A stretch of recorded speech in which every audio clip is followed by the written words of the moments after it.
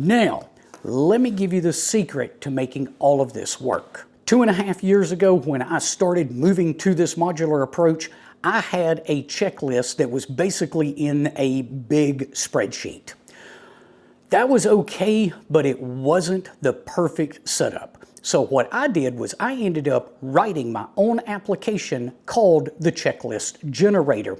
I'll leave a link to the video that I did on it down in the description below if you're interested in something like this.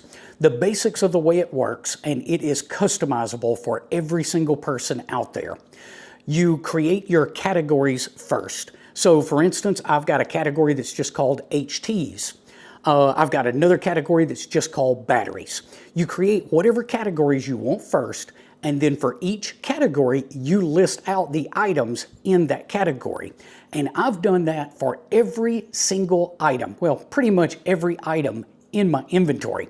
Now, obviously some things like adapters. Okay, I'm not gonna list out every single adapter on that checklist, but I can list out that I want my adapter module in there as one of my items. The coolest part about this checklist, after you've got all of your inventory sorted out into the different categories, you walk through it and create a new checklist, and you simply put check marks beside the items that you need for that particular trip.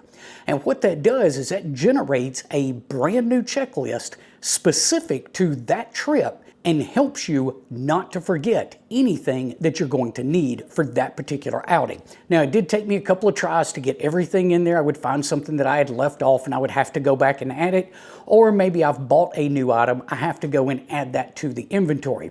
But using that checklist generator allows you to create that trip-specific checklist and ensure that you don't get to the field missing that critical component. If you found today's information helpful, be sure to give us a thumbs up before you head off.